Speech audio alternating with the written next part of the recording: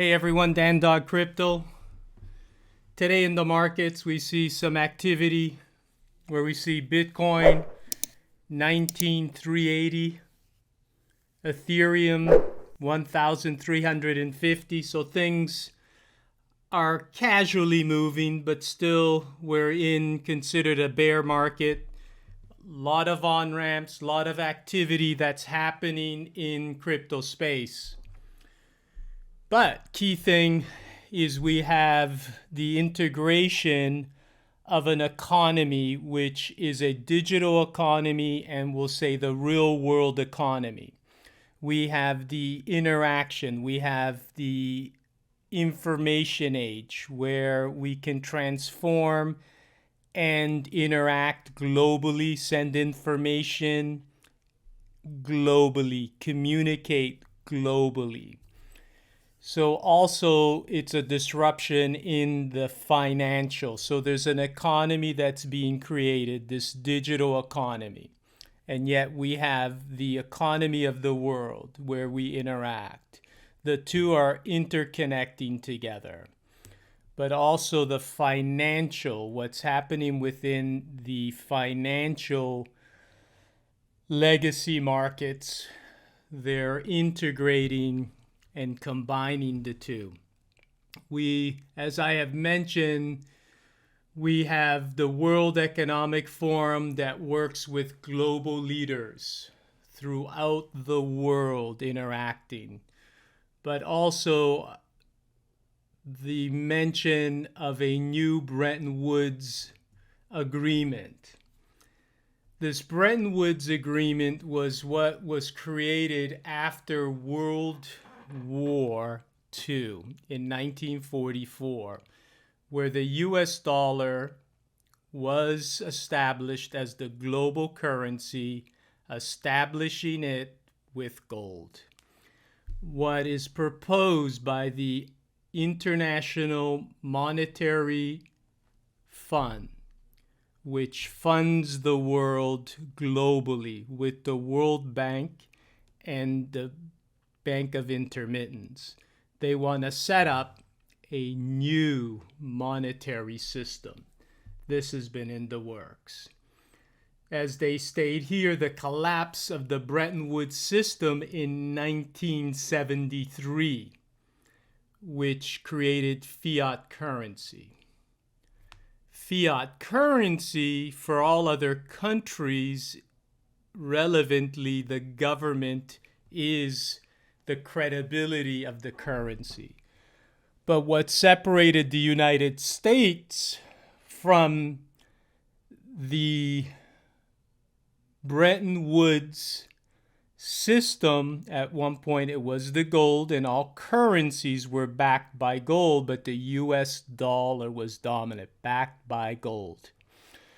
What happened in 1971, because of the US integration with Korean War, Vietnam War, they believed that the United States was printing money and did not have the gold reserves. So France was the leader that wanted to exchange all their treasuries to receive gold. And what happened at that point, there was a run on gold, wanting to exchange the U.S. treasuries, and Nixon took us off the gold standard. So the IMF has been working globally with all global leaders, central banks, to create a new Bretton Woods system. We have gold, which plays an important role for the IMF and, of course, central banks. As I had stated, what has happened, gold, physical gold, not paper gold, physical gold has been upgraded to a tier 1. It was a tier 3, which represented 50% of value. Paper gold is 50% of value if held, but physical gold gives the equivalent value as currency. So it plays an important role with the IMF. So they're trying to create this new Bretton Woods international monetary system. And within, you can certainly do some research, go in, and you can see what is actually happening. But how? How does this happen? Well, the United States in 1973, they create an alliance with Saudi Arabia, but the alliance started in 1945 after World War II. But the alliance that now backs our currency, the US dollar, which would be the petrodollar. So the dollar, giving it the global currency, the dominance in the world, is energy, which is petroleum, energy. So any interaction, any selling that is occurring with energy, it was in US dollars. So any country needed to exchange their currency for US dollar. But this organization here, the World Economic Forum, which is integrated, aligned with all government officials, with central banks, with leaders throughout the world, COVID comes along, and all of a sudden, this pandemic retransforms the whole global. So now it's how do we deal with this COVID, shutting down all economies, punishing everyone. So COVID plays a role in the retransformation, or would I say potentially the attack to redesign and create a new Bretton Woods. When you look at the leaders that represent the IMF, so what happens is this IMF, which started in 1971, here we have Klaus Schwab, and he has stated openly on the field to have everyone be happy not to own anything.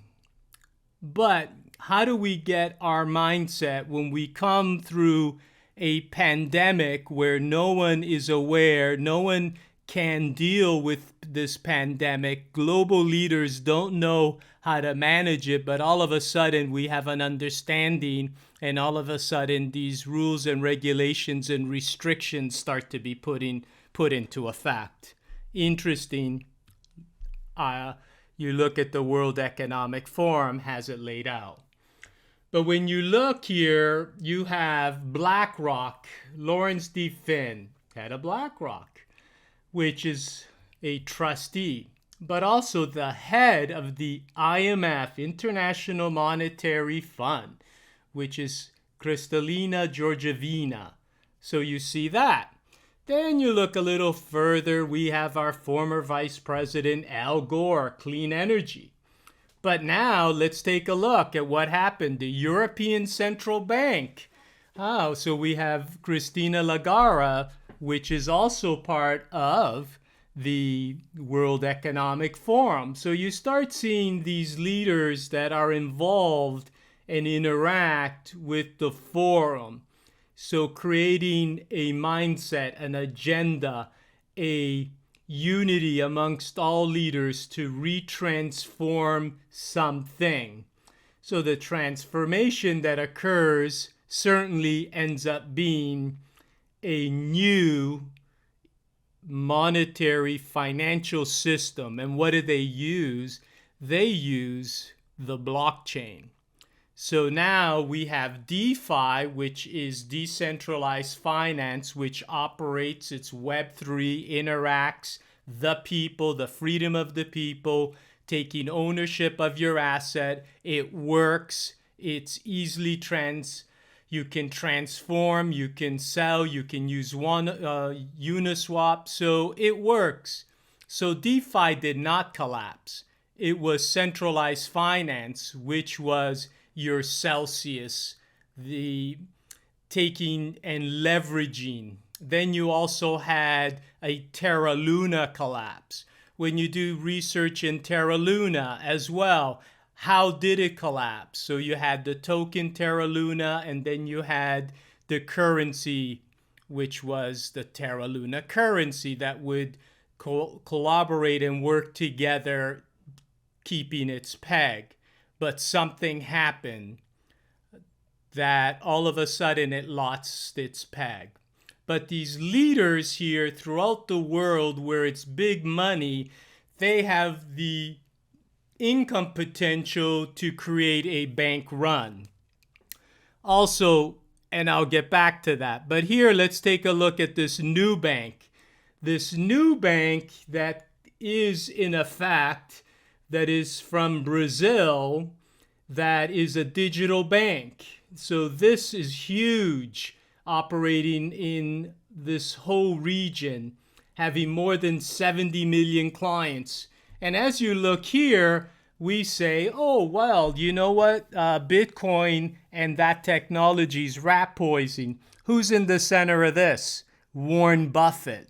Oh, he takes a large position in this new bank. Well, new bank, what does it choose? All of a sudden now, it's creating its own digital currency or token to interact, which would pay rewards to its member clients, its consumers, but it's a digital bank. So this is a Web3 token. But again, you have a Warren Buffett, Berkshire Hathaway, that publicly comes out against Bitcoin. You have Charlie Munger, who comes out and attacks Bitcoin, but they take a large position in this new bank, which is going to create its own digital currency. So you see that the large money's interacting, misleading the public. They're not aware. But yet what is happening? They're in alliance. And what happens is the alliance that is formed is manipulating the crypto market, trying to integrate their markets. But the freedom with crypto, you can interact with the true DeFi projects. That is important. We have the Hex, which was a true DeFi project, which is done phenomenal, which did a 10,000x. Richard Hart creating Pulsechain, which we eagerly wait. So all the development that is happening on Ethereum to launch on Pulsechain, which we wait patiently. It was a sacrifice.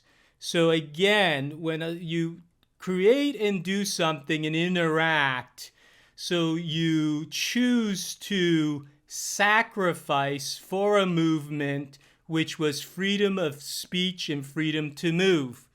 Now at a timetable that you wish that something has already launched, because you chose to participate. And all of a sudden now, I state, unite, stay calm, stay relaxed. It's software. Let everything play out. Don't create a division. Don't create this uncertainty. Well, what happens is we're seeing certain personalities that are trying to get reactions and trying to stir a pot to create potentially, if they're a YouTuber, trying to create this reaction and get reaction, trying to create uncertainty, which to me is pretty deceptive, even though they state that they're sacrificed. A sacrifice is a sacrifice. You wait. Richard Hart does not work for anyone.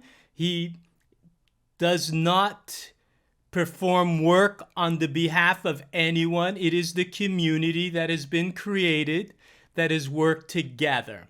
So again, all the projects that are launching, it's a community all working together cooperatively. I have come out and I've supported Conrad Zen with Pzen. It's in the distribution phase. As I have stated, it is in the distribution phase. The volume is slowly increasing. When you invest or you interact, if you understand the market and you see a distribution, and if it's large players trying to position themselves in a security because they want to hold a larger position and volume isn't where your traditional volume is, so they have to slowly enter. This is an accumulation. So what happens is you dollar cost average. But the large players need the volume to increase, and it will. And when that happens, a large movement will occur. It's cooperatively, we all work together, sharing the benefits of Pzen, how the economy works. So the key thing with this code, it is a solidity code. So the code is creating an economy. It's a redistribution economy.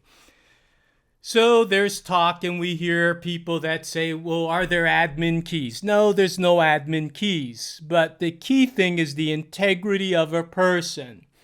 Well, you look at the integrity of a person. So when the integrity of a person, even with Richard Hart, which when we understand we had a launch phase, and you have your interactions when we would send Ethereum, and you have the wallets that are so-called controlled by certain personality. The percentage, do they control, is it 80%, 90% of the community?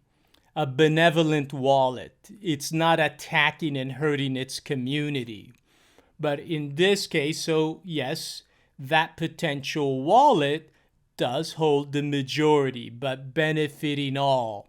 So the integrity of a person, but the people, the interactor, the participant, the holders working together to share, in this case, was hacks, the benefits. Well, with Pzen, it is a redistribution network which the participants, the holders, have ownership of the ecosystem. So the participants own the ecosystem cooperatively. The cooperative ownership of the system most resembles a cooperative business where all interact to share the benefits. When you share the benefits, any owner, any person that interacts, taking ownership of their Pzen tokens, their wallet becomes a producer. So the wallet, which is your bank, now has the ability to produce and perform work, generating Pzen tokens. The code, which is a Solidity code, which was programmed, which has been in effect, it creates an economy, a real world economy in the digital space. That's why this code, an interaction participant, creates an economy, a redistribution economy, which is what the world is. It's a redistribution, services, products. You have financial vehicles. In this case, it is an asset that represents a financial vehicle redistribution, ownership, and you get a yield based on the percentage size of your ownership. Well, if this is not a project that someone feels comfortable in, don't do it. But if it's something that interests you, you share it because it will benefit all, because the code has the ability to perform work, because it's an economic economy.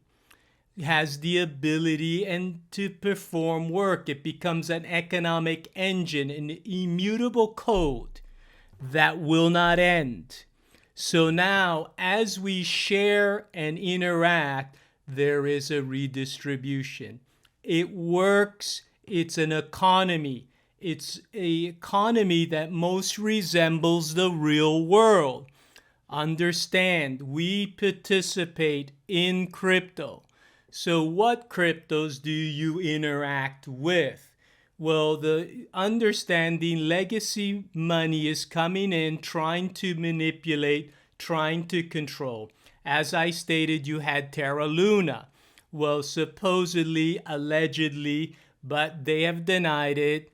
So what happens is you had Senadal that potentially worked with others to try to have the peg dislodge.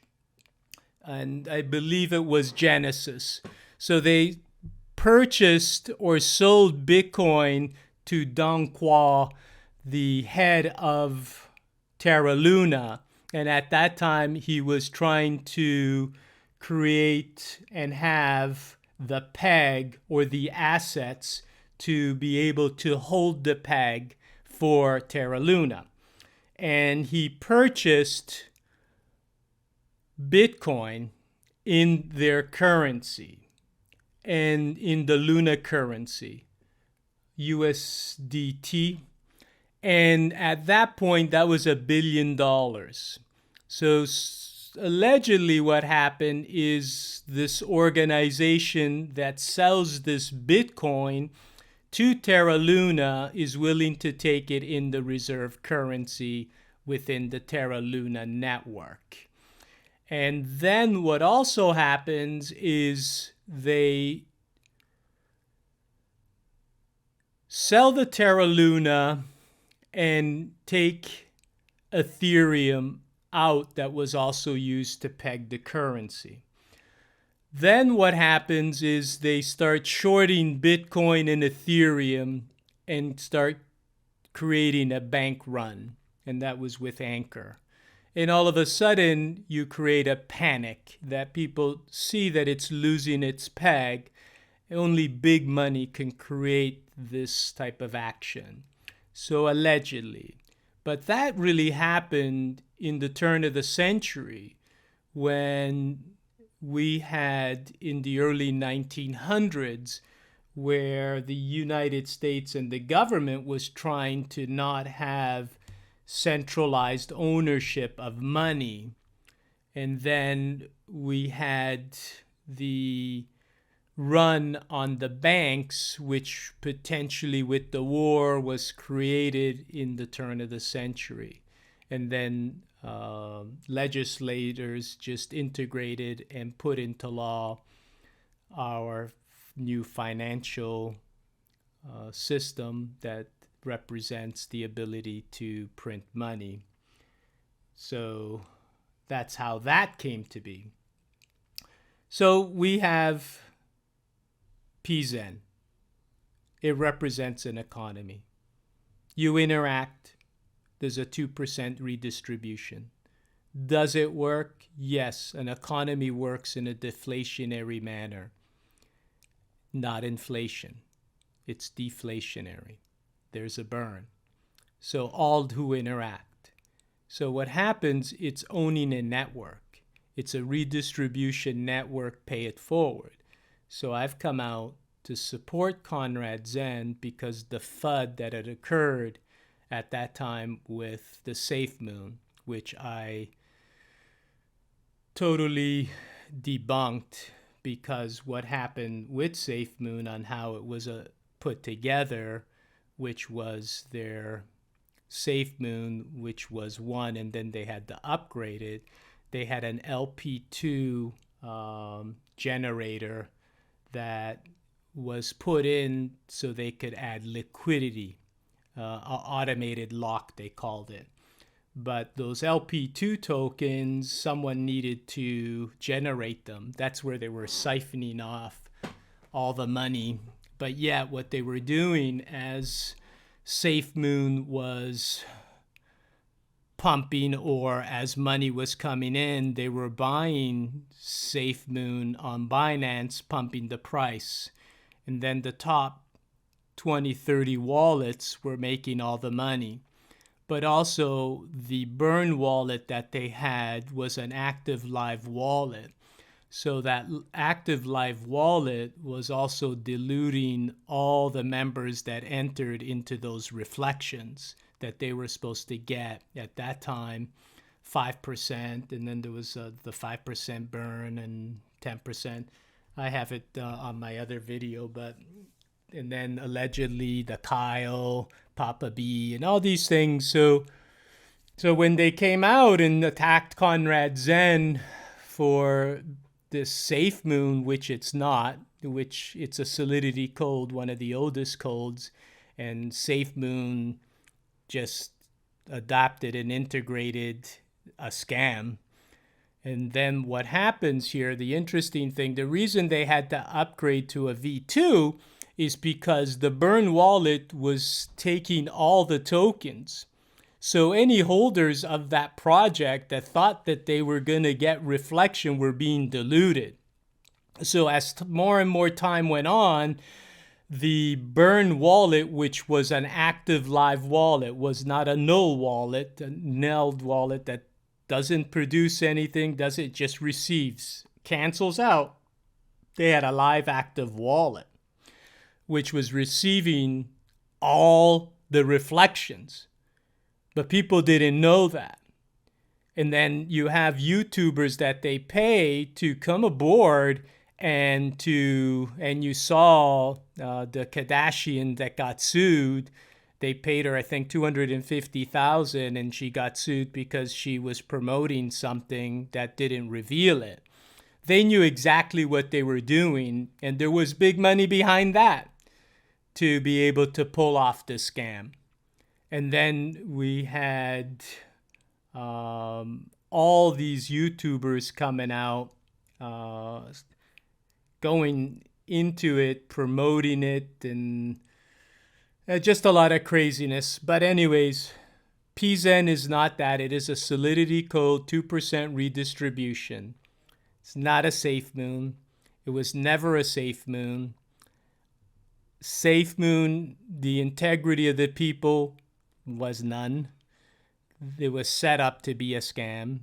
They had to upgrade to a V2, and they're making it as if, oh, we needed to help the people. No, it was set up that way, and they were siphoning millions and millions and millions and millions of dollars out of that automated lock that was supposed to stabilize the price, and then diluting everyone with the wallet. Pzen is an economy, pay it forward, wealth redistribution. You believe in it, you share it, you work with others. Why? Because it has the potential to appreciate in price, but it's a compounding, continuous yield. As I have stated, transaction, transfer size, the frequency. Pzen is an early opportunity. Wish you the best.